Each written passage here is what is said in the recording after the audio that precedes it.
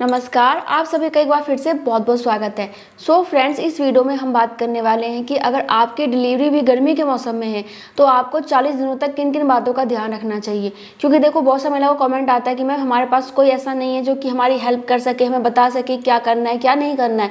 तो मैं आपकी हेल्प करूँगी और मैं आपको बताती हूँ कि आपको गर्मी में डिलीवरी के बाद किन किन बातों का ध्यान रखना चाहिए। वैसे तो आप अपने घर से किसी ना किसी को ज़रूर बुला लीजिए ताकि आपको ज़्यादा परेशानी ना हो, क्योंकि देखो डिलीवरी के बाद आपकी बॉडी ऐसी नहीं रहती है कि आप खुद से सारी चीज़ें कर सकें।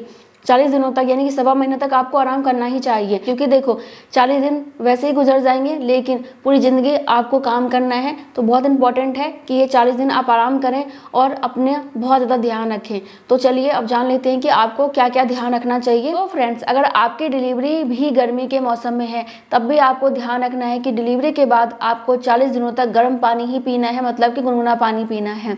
क्योंकि गर्म पानी पीने से, गुनगुना पानी पीने से आपके अंदर से सिकाई होती है। अंदर से सिकाई होती है तो दर्द भी कम होता है, जो गंदगी होती है वो बाहर निकलती है। इसके अलावा आपका जो पेट बाहर निकल गया है वो भी अंदर जाता है और इससे आपका पेट भी अच्छा रहता है, पाचन तंत्र अच्छा होता है, तो आपको पोटी भी ठीक से आती है। इसके अलावा आपको सर्दी जुकाम की प्रॉब्लम भी नहीं होती, क्योंकि क्या होता है ना कि गर्मी के मौसम में भी बहुत सा महिलाओं को सर्दी जुकाम की प्रॉब्लम हो जाती है, क्योंकि बहुत ज़्यादा शरीर कमज़ोर हो जाता है तो एकदम से इन्फेक्शन की प्रॉब्लम हो जाती है। तो गर्म पानी पीने से आपकी यह समस्या भी दूर रहेगी। इसके अलावा देखो, गर्म पानी तो आपको पीना है लेकिन कोशिश करें कि अजवाइन का पानी पीजिए। जब पानी उबालते हैं ना गर्म करने के लिए, उसमें अजवाइन डाल लीजिए, यह भी आपके लिए बहुत अच्छा होता है। इससे दूध की मात्रा सही रहती है बॉडी में, ताकि आप बच्चे को अच्छे से पिला सकें। अजवाइन का पानी बना के, और एक बॉटल आता है ना जिसमें कि पानी ठंडा रहता है या फिर गर्म रहता है, तो उसमें भर लीजिए और उसको थोड़ा थोड़ा पीते रहिए। और हाँ देखो, कुछ महिलाओं का ये भी कमेंट आता है कि मैम क्या हमें डिलीवरी के बाद ज़्यादा पानी नहीं पीना है। तो ऐसा कुछ भी नहीं है कि आपको ज़्यादा पानी नहीं पीना है। आपको जितना पानी पीना है उतना पानी पीजिए, लेकिन वही है कि गर्म पानी पीजिए। इसके बाद दूसरा क्या है कि मसूर की दाल खाइए। अब देखो जी, मसूर की दाल ना गर्म होती है और यह डिलीवरी के बाद ज़्यादातर महिलाओं को दिया ही जाता है। हर एक घर में मसूर की दाल दी जाती है, लेकिन पतली बना के। गाढ़ी दाल आपको नहीं पचेगा। तो आपको क्या करना है कि पतली मसूर की दाल बना के रोज़ाना लेना है, अपने खाने में शामिल करना है। इससे आपका दूध भी सही मात्रा में बनता है। इसके अलावा क्या होता है कि आपके बॉडी में भी काफ़ी ज़्यादा फ़ायदा मिलता है, मतलब कि बॉडी को रिकवर करने में, पहले जैसा बनाने में आपको काफ़ी ज़्यादा हेल्प मिल जाती है। इसके बाद देखिए, डिलीवरी के बाद महिलाओं को ना दलिया ज़रूर खाना चाहिए। हर एक घर में मेरे ख्याल से दलिया बना के दिया ही जाता है, नमक वाला दलिया, या फिर दलिया को उबाल देते हैं, उसमें दूध डाल देते हैं, जैसा भी आपके घर में बनाया जाता हो। लेकिन अपने खाने में दलिया को ज़रूर शामिल कीजिए, क्योंकि ये अच्छे से आपका पच जाता है, क्योंकि फाइबर अच्छी मात्रा में होती है दलिया में। बाकी इससे दूध भी अच्छी मात्रा में आपका बनता है। तो डिलीवरी के बाद बहुत सा महिलाओं को दूध की प्रॉब्लम हो जाती है, तो दलिया खाने से दूध की मात्रा बहुत अच्छे से बनती है और आपका बच्चा भूखा नहीं रहता है और आप भी हैप्पी हो जाती हैं। तो दलिया को शामिल करना है। दूसरा ये है कि आपको रोटी भी खानी है, लेकिन 1 या 2 रोटी खाइए, उससे ज़्यादा मत खाइए, क्योंकि हो सकता है कि आपको बार बार भूख लगे, क्योंकि बच्चे को बार बार दूध पिलाने से भूख भी ज़्यादा लगती है। तो आपको रोटी कम खानी है। रोटी ज़्यादा खाएंगे तो आपका पेट बाहर निकल जाएगा। तो आपको 1 रोटी खानी है। अब इसका मतलब ये नहीं कि आप कुछ भी नहीं खाएंगे, भूखी पड़ी रहेंगी, नहीं। रोटी की जगह आप दलिया खा सकती हैं, थोड़ा थोड़ा खाना जो भी खाना है, ठीक है। आप फ्रूट्स खा सकते हैं, खट्टे फल नहीं खाने हैं। आप बाकी अनार का जूस ले सकते हैं, बहुत अच्छा रहता है। आपको केला भी नहीं खाना, मतलब ठंडी और आपको जो है ना खट्टी चीज़ें इस समय नहीं लेनी, क्योंकि बच्चा बीमार पड़ जाता है और आपके लिए भी नुकसानदायक है। इसके अलावा आप ड्राई फ्रूट्स खा सकते हैं, बादाम भी खा सकते हैं, अखरोट भी, किशमिश भी, छुआरा भी, मुनक्का भी, सब खा सकते हैं। तो ड्राई फ्रूट्स को भी अपने खाने में शामिल करें। बहुत ज़्यादा नहीं खाना, लेकिन आप थोड़ा सा खा सकते हैं। बहुत सा घरों में ना लापसी बनाई जाती है, जैसे कि आटे का बहुत ही पतला सा ना वो बनाया जाता है हलवा, ठीक है, उसको लापसी बोलते हैं, और उसमें थोड़ा सा घी डाला जाता है, ड्राई फ्रूट्स डाल देते हैं। तो उसको बना के ज़रूर खाइए, वो भी आपके लिए बहुत अच्छा होता है। आप बहुत जल्दी उससे ठीक हो जाती हैं। अब हम बात कर लेते हैं सब्जियों के बारे में। तो इस समय आपको हरी सब्जियां ज़्यादा खानी है, हरी पत्तेदार सब्जियां आपको ज़्यादा खानी है, क्योंकि हरी सब्जियों से आपको बहुत सारे पोषक तत्व मिल जाते हैं। और कहा जाता है कि इस समय आपको लौकी, कद्दू, इस टाइप की सब्जियाँ खानी चाहिए, जो कि पचने में आसान होती है और आपको रिकवर करने में, यानी कि पहले जैसा बनाने में आपकी काफ़ी हेल्प करते हैं। तो आपको हरी सब्जियां अच्छी मात्रा में खानी चाहिए, जो कि आपको काफ़ी ज़्यादा फायदा पहुंचाएंगी। इसके अलावा आप ओट्स ले सकते हैं। देखो, ओट्स को ना आप मिल्क में बना सकते हैं, वो बहुत ही आसानी से बन जाता है। मतलब ये कि दूध लेना है आपको, उसमें ओट्स डालना है, कुछ मीठा डालना है अगर आपको मीठा पसंद है तो, और आप मीठा कम चाहते हैं तो खजूर भी डाल सकते हैं उसमें, और उसको आराम से पका लीजिए 2 से 3 मिनट और आराम से खा लीजिए। काफ़ी ज़्यादा फायदेमंद रहता है। और आपके बॉडी को ताकत भी मिल जाती है। बहुत सारे लोग क्या करते हैं, इसमें दूध नहीं पीते हैं, उनको लगता है कि चाय पीना चाहिए, लेकिन ऐसा कुछ भी नहीं है। आप दूध पी सकते हैं। अगर आपको दूध पीना पसंद नहीं है तो कोई बात नहीं, वो आपकी इच्छा है, लेकिन अगर आपको पसंद है तो बहुत ज़्यादा नहीं, लेकिन थोड़ी मात्रा में आपको दूध भी पीना चाहिए। इससे भी आपको ताकत मिलती है, दूध के फायदे मिलते हैं। और देखो जी, बहुत सारे लोगों को लगता है कि हमें ना इस समय दूध तो पीना नहीं है, तो चाय पीना है, भर भर के चाय पीना स्टार्ट कर देती है महिलाएं। गर्मी के मौसम में आप बहुत ज़्यादा चाय पियेंगे ना, तो आपके लिए बहुत ज़्यादा नुकसानदायक हो जाएगा। बहुत बुरी तरीके से आपके पेट में गैस की प्रॉब्लम हो जाएगी और कब्ज की प्रॉब्लम भी हो जाएगी, क्योंकि ज़्यादा चाय पीने से क्या होता है कि बॉडी में कब्ज की परेशानी होती है, पोषक तत्व खत्म होने लग जाते हैं। तो अगर आपने कुछ पोषक तत्व वाला खाया भी है ना, मान लो कि आपने फ्रूट्स खा के पोषक तत्व अपने शरीर में ले लिया और आपने चाय पी लिया बहुत सारा, तो पोषक तत्व खत्म हो जाएंगे, तो कोई फायदा नहीं होगा कुछ भी अच्छा खाने का। इसलिए चाय की क्वांटिटी बहुत कम कर दीजिए। आप सुबह शाम पी सकते हैं भाई, जिनकी आदत होती है वो तो पियेंगे ही, तो सुबह शाम पी लीजिए। जितना हम छोटे कप से पीते हैं उतना नहीं कि कॉफ़ी वाला मग नहीं पीना, छोटे वाला जो कप होता है चाय का, उससे आप पी सकते हैं 2 बार। और आपको बहुत ज़्यादा पसंद है तो आप 3-4 बार भी पी लो, लेकिन वो जो कटोरा भर भर के पीते हैं ना, वो मत करना, इससे आपको ही दिक्कत है। इसके बाद देखो, ज़्यादातर घरों में ना डिलीवरी के बाद आपको पंजीरी दिया जाता है, जिसे कि ड्राई फ्रूट्स के लड्डू बोलते हैं, केवका बोलते हैं ना, वो खाने के लिए दिया जाता है। और यह आपके लिए काफ़ी ज़्यादा फायदेमंद होता है, आपके बॉडी में बहुत ज़्यादा ताकत आती है इससे, और आप बहुत जल्दी ठीक हो जाती हैं। तो आपको क्या करना है कि जो भी आपके घर से आया हुआ है आपकी हेल्प के लिए, आपकी केयर के लिए, उनसे बोल के आप वो लड्डू बनवा सकती हैं। या फिर कोई ऐसा नहीं है जो कि बना सके तो आप पहले ही बना के रख लीजिए, ख़राब नहीं होता, आप इसको आराम से 2-3 महीने भी चला सकती हैं और बिल्कुल भी ख़राब नहीं होगा। फ्रीज में धर लीजिए और जब खाना हो उससे 2-4-5 घंटे पहले निकाल दो, ताकि वो नॉर्मल हो जाए, है ना। तो आप ऐसा भी कर सकते हैं। आप अपने हस्बैंड की सहायता भी ले सकते हैं, या फिर किसी से बनवा लो, पड़ोस में बनवा लो। और आजकल तो आपको पता है ऑनलाइन भी चीज़ें मिल जाती हैं, मार्केट में भी आपको यह लड्डू मिल जाती है। तो आप ये लड्डू को दूध के साथ रोजाना खाइएगा, इससे आपको बहुत सारा फायदा मिलेगा और ये जरूर खाना है, ठीक है। इसके बाद आपको गर्मी में क्या चीज़ें नहीं खानी हैं, क्योंकि देखो गर्मी का मौसम है तो नॉर्मल सी बात है कि आपको भी गर्मी लगेगी और आपको ज़्यादा गर्मी लगेगी। क्यों लगेगी? क्योंकि पंखा भी आपका बहुत ही आराम से चलेगा, बहुत तेज़ का पंखा नहीं चलाने देंगे आपको, और कूलर तो बिल्कुल नहीं चलाना है, और एसी भी आपका 25 से 28 के बीच में रहना चाहिए। आप सोचेंगे कि मैं 18 पे, 20 पे, 22 पे अपने एसी का टेम्परेचर कर लूँ, तो वो नहीं होना है, क्योंकि इससे आप और आपका बच्चा दोनों बीमार हो जाएंगे। तो टेम्परेचर भी 25 पर रहेगा, तब भी आपको गर्मी लगेगी।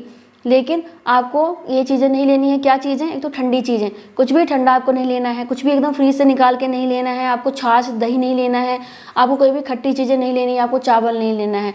और भी चीज़ें बहुत सारी हैं, आप सर्च कर लेना या फिर कमेंट करके बताइएगा, मैं वीडियो बना दूंगी कि आपको क्या क्या नहीं खाना है, ठीक है। अब देखो जी, ये खाने पीने की बात हो गई है। इसके अलावा अब हम कुछ और भी बातें कर लेते हैं। गर्मी के मौसम में या फिर किसी भी मौसम में आपकी डिलीवरी हुई है और नॉर्मल हुई है, तब भी आजकल ना टाका लगाया जाता है, चीरा लगाया जाता है, फिर टाका लगा दिया जाता है। तो टाकों का केयर करना बहुत इंपॉर्टेंट है, और गर्मी के मौसम में और भी ज़्यादा, क्योंकि गर्मी की वजह से वहाँ पे आपको पसीना भी आता है प्राइवेट पार्ट में, और टाकों में दिक्कत हो सकती है ज़्यादा पसीने की वजह से। तो आपको साफ़ सफाई का ध्यान रखना होगा। पहला ध्यान तो ये रखिएगा कि आपकी पैंटी कभी भी गीली नहीं रहनी चाहिए। आप यूरिन पास कर रही हैं, पानी से क्लीन भी कर रही हैं, तो कोई कपड़ा रखिए, टिश्यू पेपर रखिए, जिससे कि आप पानी को पोंछ लीजिए। सेकेंड ये है कि डिलीवरी के बाद ब्लीडिंग होती है ना, तो क्या करना है कि जो भी आप पैड लगा रही हैं, मैटरनिटी पैड लगा रही हैं, नॉर्मल पैड लगा रही हैं, आपको उसको 2-4 घंटे से ज़्यादा, स्टार्टिंग में 2-4 घंटे ज़्यादा रखना नहीं, क्योंकि बहुत ज़्यादा हैवी ब्लीडिंग होती है। तो 2-4 घंटे में ही आपका पैड पूरा भर जाता है, उसको फेंक दीजिए। अब देखिए, जब आपकी डिलीवरी का 10 दिन हो जाता है, उसके बाद आपको बिस्तर थोड़ा सा छोड़ देना होगा। क्या करना होगा? थोड़ा सा टहलना स्टार्ट करना होगा, क्योंकि टहलने से आपका पेट भी अच्छा रहता है और आपका बॉडी भी अच्छा बनता है। गर्मी का मौसम है, इसका मतलब ये नहीं गर्मी लग रही है हमें टहलने नहीं जाना, हम बिल्कुल टहलेंगे नहीं, पड़े रहेंगे, नहीं। थोड़ा बहुत आपको टहलना स्टार्ट कर देना है, 10-15 मिनट जरूर टहलिए, ये आपके लिए बहुत ज़्यादा फायदेमंद होगा। इसके बाद देखो, अब बात कर लेते हैं नहाने के बारे में। तो आपको गर्मी के मौसम में भी गर्म पानी से नहाना है, यानी कि गुनगुना पानी से नहाना है। इतना पानी गर्म होना चाहिए जो कि आपका शरीर बर्दाश्त कर ले, ठीक है। हमारे यहाँ तो बहुत ज़्यादा गर्म पानी से नहलाया जाता है, तो आप देख लीजिएगा कि आपके यहाँ पे कैसे पानी से नहलाया जा रहा है। लेकिन कोई फ़र्क नहीं पड़ता आपके यहाँ पे, तब भी आपको गुनगुने पानी से नहाना है। क्योंकि देखो, गुनगुने पानी से, गर्म पानी से नहाने से क्या होता है कि आपके बॉडी की सिकाई हो जाती है। बच्चे को दूध पिलाना होता है, तो आपके जो स्तन होते हैं, ब्रेस्ट होते हैं, उनकी भी सिकाई हो जाती है और दूध अच्छे से बनता है, गांठ नहीं बनती है। क्योंकि हमारे यहाँ पे ना बॉडी की अलग अलग पार्ट में ना पानी रख के ऐसे डाला जाता है ताकि जो भी गांठें हैं वो खुले, दर्द ना हो, क्योंकि बहुत ज़्यादा दर्द होता है डिलीवरी के बाद। यहाँ पे पानी डाला जाता है और घुटने पे, यहाँ पे हर जगह ऐसे करके पानी डाला जाता है, गर्म पानी, बिल्कुल बहुत ज़्यादा गर्म पानी रहता है। परेशानी होती है लेकिन दर्द भी ठीक होता है, और गर्म पानी से नहाने से आपको सर्दी जुकाम बुखार की प्रॉब्लम भी नहीं होती है, इसलिए गर्म पानी से नहाना है। सेकंड ये है कि नहाने के बाद हमारे यहाँ तो डेली ही सर को धोया जाता है ताकि गंदगी सारी निकलती रहे। डेली बाल धोया जाता है। अगर आपके यहाँ पे डेली धोते हैं तो अच्छी बात है, नहीं धोते हैं, जिस दिन धोया जाता है उस दिन धो लीजिए। और ये करें कि नहाने के बाद ना अच्छे से ओढ़ के सो जाइए। हमारे यहाँ पे अच्छे से उड़ा दिया जाता है नहाने के बाद, और तब तक कहा जाता है उड़ के रहो जब तक कि पसीना ना आ जाए। तो गर्म पानी से नहाते हैं तो 10-15 मिनट के अंदर ही अच्छे से पसीना आ जाता है। उसके बाद आप अपने आप को उघाड़ लीजिए, मतलब है कि चादर वगैरह जो भी आपने ओढ़ा है उसको हटा लीजिए और पसीना आने दीजिए, ये बहुत इंपॉर्टेंट है। ठीक है, अब देखो जी, इसके बाद आपको इस बात का भी ध्यान रखना है कि आप अपने बालों में कंघी ना करें, क्योंकि स्टार्टिंग में बाल बहुत कमज़ोर होता है, सर भी बहुत कमज़ोर होता है। कंघी करेंगे सर में दर्द की प्रॉब्लम हो जाएगी। तो आपको क्या करना है कि रोज़ाना ना बालों में तेल लगाना है। तेल लगाने से सर भी मजबूत होगा, बाल मजबूत होगा। लेकिन आप अगर कंघी करेंगे तो इससे आपको सर में दर्द की प्रॉब्लम ज़्यादा हो जाएगी। तो हमारे यहाँ पे तो कंघी नहीं करते हैं, अगर आपके यहाँ पे करते हैं तो आप करवा लेना। लेकिन मेरी सलाह यही है कि आप कुछ दिनों तक कंघी ना करें, हल्का फुल्का ऐसे हाथ से बालों को काट लीजिए, ठीक है, लेकिन कंघी मत चलाइए बालों में। अब देखो जी, इसके अलावा हमारे यहाँ पे ये भी होता है और बहुत सा घरों में होता होगा कि डिलीवरी के बाद ना कान को और सर को ढक के रहने के लिए कहा जाता है। मतलब ये कि कोई भी आपको सूती का ना, कॉटन का बोले ना दुपट्टा, और इससे अपने सर को और अपने कान को अच्छे से कवर कर लेना, जिससे कि हवा आपके कान के जो द्वारा ना अंदर ना जाए और आपको सर दर्द की प्रॉब्लम ना रहे। क्योंकि कहा जाता है कि अगर आपका जापा बिगड़ जाता है तो जीवन भर आपको परेशानी होती है, और अगर आपको सर दर्द की प्रॉब्लम इस समय होने लगेगी तो आपको हमेशा ही सर दर्द की प्रॉब्लम रहेगी। इसलिए कान को ढका जाता है ताकि हवा अंदर ना जाए और आपको सर दर्द की प्रॉब्लम ना हो। इसके बाद देखिए, बहुत इंपॉर्टेंट चीज़ जिसका कि किसी भी मौसम से कोई लेना देना नहीं है, वो है मालिश। तो डिलीवरी के बाद आपको मालिश भी करवाना चाहिए। कुछ दिनों के बाद आपको मालिश रोजाना करवाना चाहिए, क्योंकि मालिश करवाने से आपको मानसिक शांति मिलती है, माइंड अच्छा रहता है, बॉडी में दर्द भी खत्म होता है। इसके अलावा आपकी हड्डियां मजबूत बनती हैं, मांसपेशियां स्ट्रांग बनती हैं, और आपको भी मालिश करवाना है, बच्चे का भी मालिश करना है। अब देखो, बच्चे के मालिश के लिए तो बहुत सारे लोग मिल जाते हैं, दादी अम्मा कर दें, नानी अम्मा कर दें, आप खुद कर दें, या फिर कोई और भी कर दे। लेकिन महिलाओं की मालिश के लिए जल्दी से कोई मिलता नहीं है। तो आपको प्रेगनेंसी के दौरान ही किसी ना किसी से बात कर लेनी है, क्योंकि इस चीज़ पे कोई ज़्यादा गौर करेगा नहीं तो आपकी मालिश रह जाएगी। तो आप खुद से ही पहले किसी से बात कर लो और डिलीवरी के बाद रोज़ाना मालिश करवाइए। अगर रोज़ाना पॉसिबल नहीं है तो वीक में 2 से 4 बार भी करवाइए, जितना आप करवा सके करवाइए जरूर। इसके बाद आपको इस बात का भी ध्यान रखना है कि डिलीवरी के बाद आपको ज़्यादा बातचीत नहीं करनी है, क्योंकि ज़्यादा बातचीत करने से ना सर में दर्द की प्रॉब्लम हो जाती है। और जब बच्चा सो रहा होता है ना, तो आपको उसी टाइम सो जाना चाहिए, क्योंकि बच्चे को हर 2-2 घंटे में दूध पिलाना होता है। और जब बच्चे को आप दूध पिलाएंगी और बच्चा सो जाएगा और आप नहीं सोएंगी, तो नॉर्मल सी बात है कि आपकी नींद पूरी नहीं होगी और आपको ऐसे में तनाव काफ़ी ज़्यादा होगा, बहुत ज़्यादा परेशानी होती है शरीर में। तो इसीलिए बातचीत कम करें। कोई भी आ रहा है घर में, बहुत सारे लोग आ जाते हैं डिलीवरी के बाद, मिलने के लिए आ जाते हैं, आस पड़ोस के लोग आ जाते हैं और महिलाएं बात में लगी रहती हैं, वो मत कीजिए। कोशिश करें जितना ज़्यादा आप आराम कर सकें वो आराम कीजिए, वो आपके लिए बेस्ट रहेगा। और बहुत ज़्यादा टीवी या फिर मोबाइल फ़ोन का इस्तेमाल ही मत कीजिए, नहीं तो इससे आँखें कमज़ोर हो जाएंगी। इसके बाद देखो, गर्मी के स्टार्टिंग में काफ़ी ज़्यादा मच्छर की प्रॉब्लम हो जाती है, तो आपको ना क्या करना है कि मच्छरदानी का इस्तेमाल करना है, ना कि ऑल आउट का, क्योंकि ऑल आउट में बहुत ज़्यादा केमिकल होता है जो कि आपके बच्चे के लिए काफ़ी हार्मफुल हो सकता है।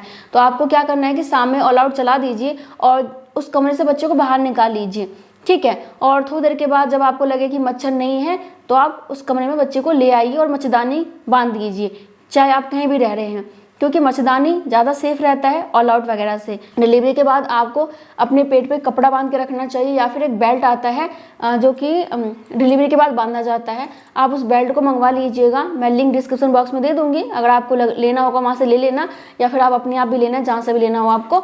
तो उस बेल्ट को जरूर मंगवा लीजिएगा, खरीद लीजिएगा मार्केट से, और अपने पेट पे बांधिएगा या फिर कपड़ा बांधिएगा। इससे पेट अंदर जाता है और आपका पेट टाइट रहता है, तो मांसपेशियां लटकती नहीं है, सही रहती हैं। तो वो भी इम्पॉर्टेंट है। इसका भी मौसम से कोई लेना देना नहीं है, लेकिन मैं आपको बता रही हूँ ताकि आपका केयर अच्छे से हो सके। और मैं मिलूंगी नेक्स्ट वीडियो में, और कुछ भी पूछना चाहते हैं तो कमेंट कर सकते हैं आप, ठीक है। Bye bye, thank you so much, नमस्ते।